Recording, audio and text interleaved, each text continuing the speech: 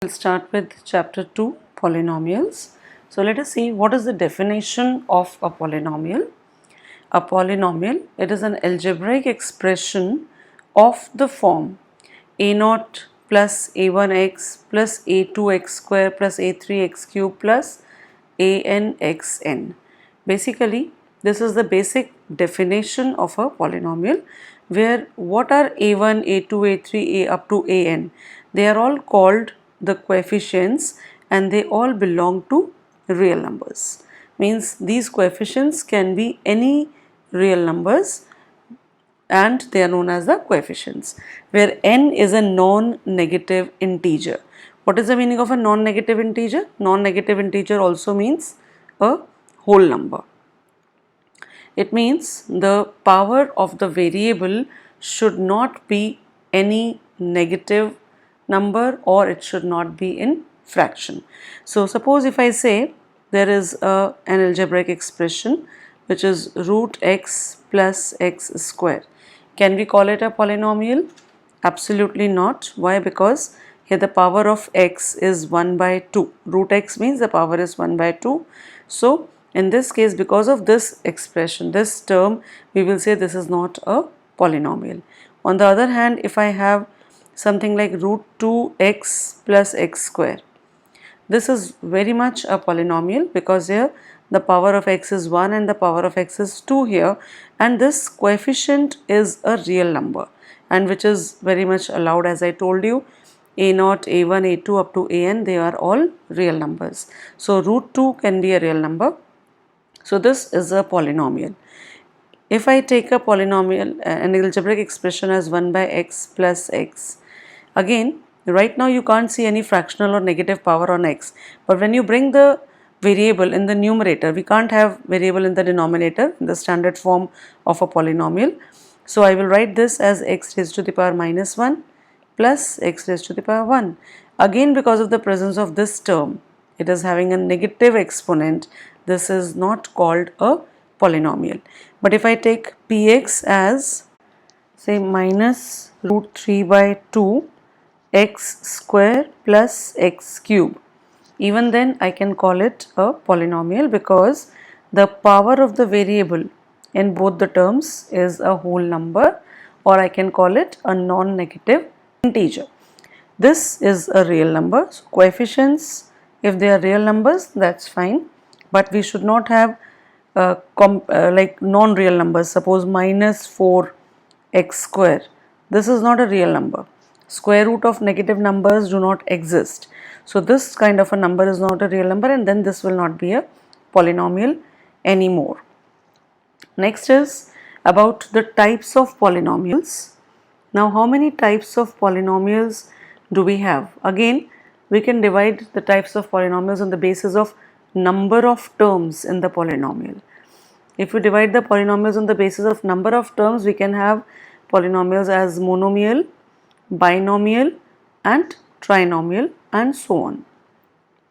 Now what is a monomial? Monomial is basically an algebraic expression having one term, any one term. This is a monomial. Binomial is an algebraic expression having two unlike terms.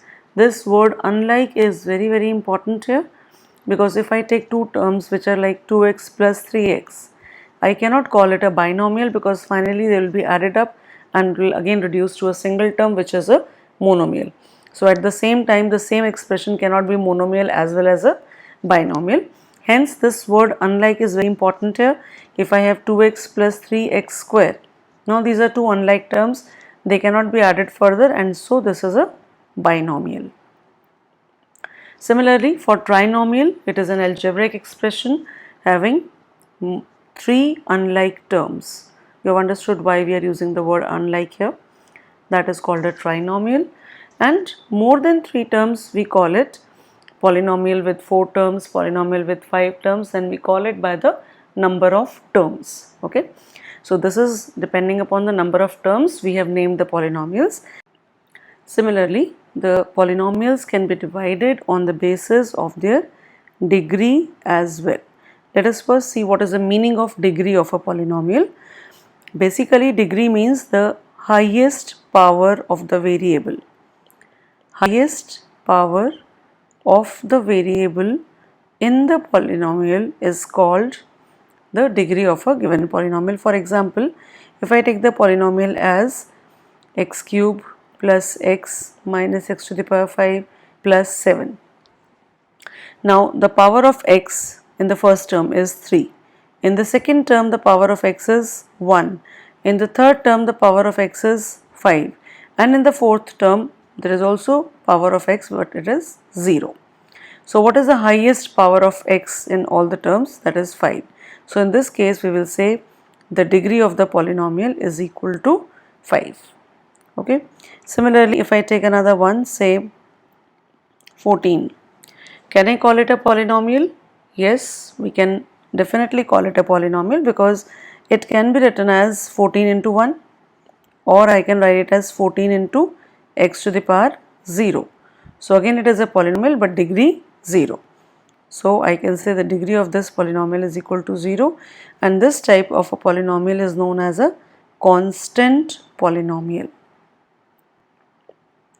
So what is the degree of a constant polynomial? It is 0. If I say minus 7 upon 5, is it a polynomial?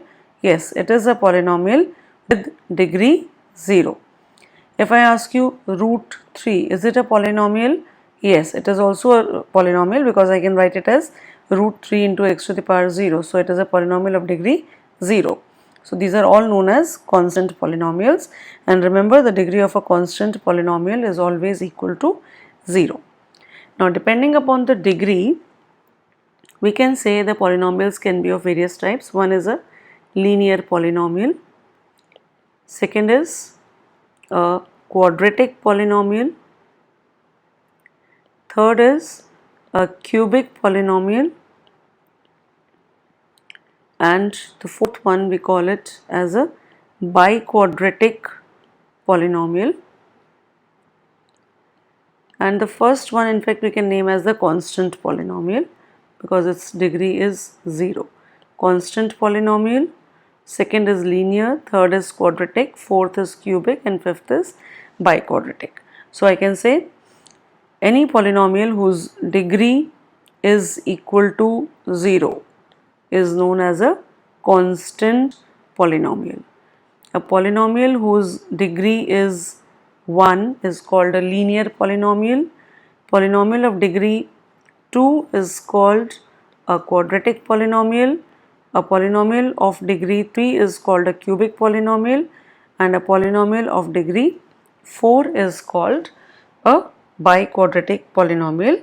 And if the degree is more than 4, we call it by the degree itself. Like you can say a polynomial of degree 5. Suppose if I say px is a polynomial, say x to the power 5 plus x, it is a polynomial with degree 5. So I can say this is a polynomial with degree 5. We can just call it by the degree of the given polynomial. Now come to the zeros of a polynomial. This we have already discussed in class 9th. Just a repetition of what we have done in the previous class. Zero of a polynomial is that value of the variable which makes the polynomial 0. That value of the variable which makes the polynomial 0. For example, if I say px is a polynomial x minus 5. So what value of x will make this polynomial 0? If I put x equal to 5, it will become 0. So I can say x is equal to 5 is a 0 of the given polynomial. Similarly, if I take any quadratic polynomial, say x minus 1 into x plus 2, if you open out the brackets, it will come out to be a quadratic polynomial because it will have degree 2. So what are the zeros of this polynomial? Here the zeros are x is equal to 1 and x is equal to minus 2, that you can very easily check. If I put x is equal to 1, then the first bracket will reduce to 0, which will make the entire polynomial 0. If I put x is equal to minus 2, it will reduce the second bracket to 0, and which will also make the entire polynomial 0. Hence, there are two zeros of this polynomial, that is 1 and minus 2. Now observe one thing here. If x is equal to 1 is a 0 of the given polynomial, then x minus 1 was the factor of the given polynomial. Similarly, if x is equal to minus 2 is a 0 of the given polynomial, then x plus 2 is a factor of the given polynomial. So if I ask you a question here, that form a polynomial whose zeros are 1, 2 and 3. We can say if x is equal to 1, x is equal to 2 and x is equal to 3 are the zeros of a polynomial, then definitely x minus 1, x minus 2 and x minus 3 are the factors of the given polynomial, and hence the polynomial will be x minus 1 into x minus 2 into x minus 3, and when you open out the bracket you will get some cubic polynomial here. So remember one point, very important point, that whenever the zeros of a polynomial are given to you, we can always make a polynomial out of that. Now suppose if I take a polynomial as x minus 1 into x plus 2 into x minus 5. This will be a cubic polynomial, and the number of zeros here will be x is equal to 1, x is equal to minus 2, x is equal to 5. So there are 3 zeros for a cubic polynomial. But here if I write the factors as x minus 1 whole square into x plus 2, this will also be a cubic polynomial, because x minus 1 whole square, when you open out you will get one term containing x square, and when it gets multiplied with this x, it will become a cubic polynomial. Now can you tell me how many zeros it will have? X is equal to 1 and x is equal to minus 2. Here there were 3 zeros, here there are 2 zeros. Suppose I take one more example, I take x minus 1 whole cube. If I open x minus 1 whole cube, that will also be a cubic polynomial only. Now but how many zeros we can find out for this? X is equal to 1 only. It means a cubic polynomial can have how many zeros? It can have at most, at the most, at most means maximum. It can have at most 3 zeros. Is there any possibility where I can say that it can have 4 zeros? Not at all. Maximum it can have 3, but it can have less than 3 zeros as well, maybe 2 zeros or 1 zero also, but you can't say a cubic polynomial will have exactly 3 zeros. Same is the case with a quadratic polynomial. If you take an example as x minus 1 into x minus 2, then there are 2 zeros. If I take an example as x minus 1 whole square, then there will be only 1 zero. And if I take an example of a quadratic polynomial as x square plus 1, you can never make this expression 0, because x square will always be a positive number. Positive plus positive can never give you 0.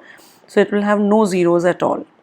So again you see, when it is a quadratic polynomial, it can have at the most 2 zeros. That is why I am stressing on the word at most, means maximum. Maximum zeros that it can have is 2, but it can even have lesser number of zeros. Similarly, if I ask you how many zeros does a polynomial of degree 6 have, it will have at most 6 zeros. You will not say it will have exactly 6 zeros. These type of questions can come in your MCQs, and they will give you 4 options like at least 6 zeros, at most 6 zeros, or number 3 exactly 6 zeros, or something else like maybe you can say only 5 zeros, something like that, anything which doesn't even make sense here. But So what is the correct answer? At most 6 zeros is the correct answer. Similarly, if I say if a polynomial is having degree n, then how many zeros will it have? It will have at most n zeros. That is a very important point to be noted, especially for MCQ type of questions. At most means maximum, at least means minimum. So it can have maximum n zeros. After this, let's come to the geometric representation of in fact it's the geometric meaning of zeros of a polynomial. Zeros of a polynomial. Suppose I have a figure like this, okay, and this is number 2 and so this is minus 2, and Px is a polynomial like this. So this is the equation of this polynomial actually.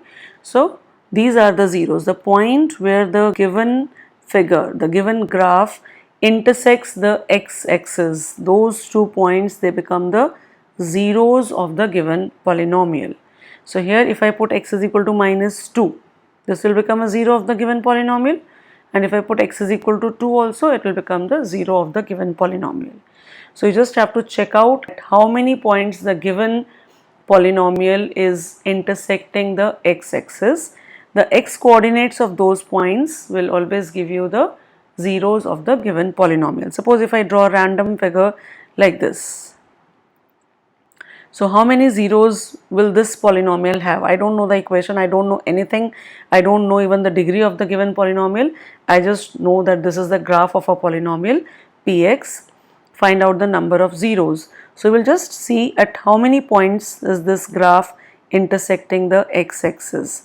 1, 2, 3, 4. So it will have 4 zeros. It means it will be a biquadratic polynomial. You don't have to do anything with this point. The point at which the graph is intersecting the y-axis, you have nothing to do with it. Sometimes, just to make you a little confused, examiner might give you the graph like this. In this case, what will be the number of zeros? Only you will count these 2 points, not these 3 points where the graph is intersecting the y-axis. Suppose if the graph is like this. Now again, most probably you will start looking at these points, but you don't have to look at this point or this point or this point. You just have to see where the graph is intersecting the x-axis. This is the only point where you will see. So this is the meaning of geometrical meaning of the zeros of a given polynomial. And now we will learn the relationship between the zeros and the coefficients of a polynomial, say a quadratic polynomial. So you know what is the general form? The general form of a quadratic polynomial is ax square plus bx plus c, where we all know a should not be equal to 0 and a, b, c are real numbers. If a equal to 0, then what will happen?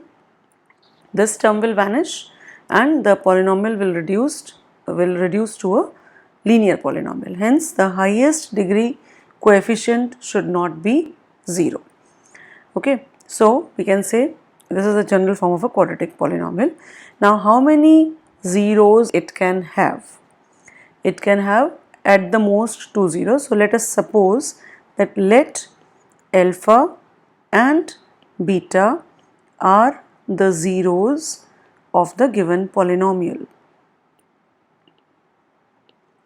Let alpha and beta are the zeros of the given polynomial.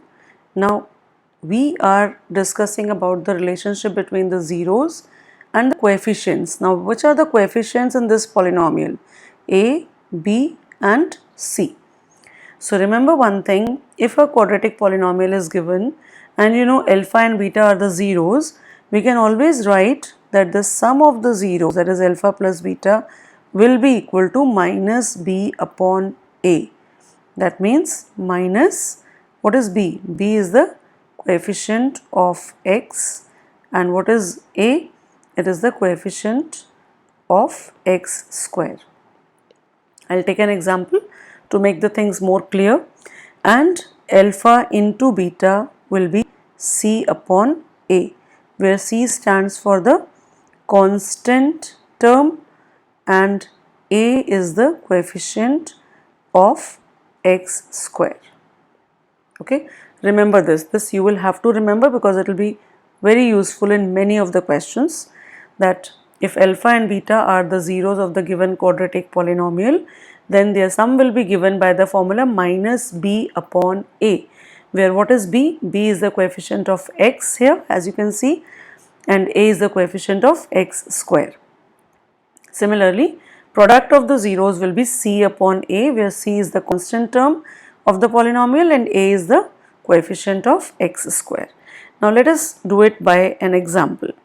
Suppose I take a polynomial as x square plus 5x plus 6. It is a quadratic polynomial.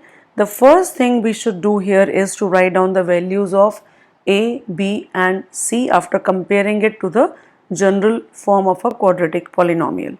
So there is no coefficient of x square, means it is 1. So I can say a is equal to 1, b is equal to 5 and c is equal to 6.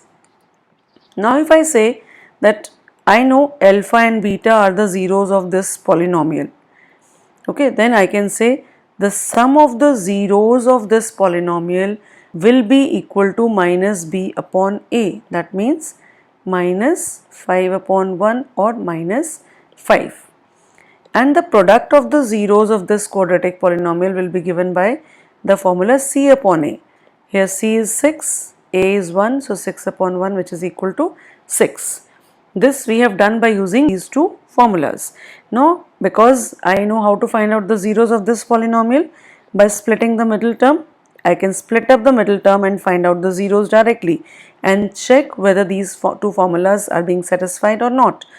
So, I can write it as 3x plus 2x plus 6, which gives you x into x plus 3 plus 2 into x plus 3. Directly also you could have written x plus 2 into x plus 3 are the factors of this quadratic polynomial. So if these are the factors, then if I ask you what are the zeros of this quadratic polynomial, your answer will be zeros are minus 2 and minus 3.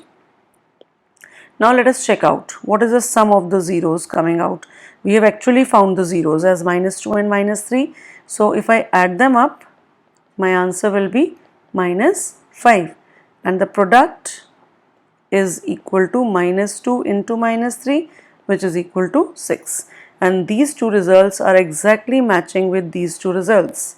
So we have verified the relationship between the zeros and the coefficients of the polynomial. A, B, C are the coefficients of the polynomial. Alpha and beta we have assumed as the zeros. So we have developed this relationship between the zeros and the coefficients of the given quadratic polynomial. Suppose I take another polynomial as x square, say 2x square minus 7x plus 6. If I take this polynomial and I simply ask you, without actually factorizing this, without actually finding out the zeros of this polynomial, you simply tell me what is going to be the sum of the zeros. So, and you don't want to find out the zeros, I just want to know what will be the sum of the zeros here. That will be equal to minus b upon a. Okay? But before using this formula, you must write down what is a here. B is minus 7, c is equal to 6. Now I want to apply the formula minus b upon a, that gives you minus of minus 7 upon a, that gives me 7 by 2. Means whatever zeros will come out for the given quadratic polynomial, for this polynomial, if you add up the zeros, their answer will definitely come out to be 7 by 2. And similarly, the product of zeros will be given by c upon a, that means 6 upon 2, which is equal to 3. It means the product will be, product of the two zeros will come out to be 3, right? Now suppose if I factorize the given polynomial by splitting the middle term, what do we get here? The middle term splitting, 2 into 6 is 12, so I can write it as 2x square minus 4x minus 3x plus 6. 2x will be common, so x minus 2, minus 3 common, x minus 2, and the two factors are x minus 2 and 2x minus 3. So if these are the two factors of the given polynomial, what are the zeros of the given polynomial? Zeros are x is equal to 2 and x is equal to 3 by 2. You can just put each of the factor equal to 0 and hence obtain the value of x for getting the zeros. X is equal to 3 by 2. So if these are the two zeros, now let us find out what is the sum of these two zeros. What is the sum of zeros? We have already found above by using the formula minus b upon a, and we were getting the sum to be 7 by 2. Now we have actually found the zeros, and let us see what is their sum coming out.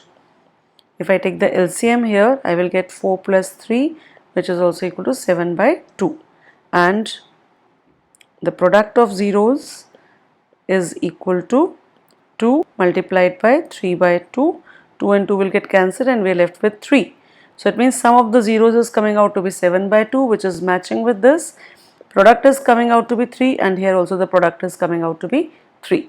So we have verified that the zeros and within the coefficients, this is the relationship. Sum of the zeros is equal to minus b by a, and product of the zeros is equal to c by a.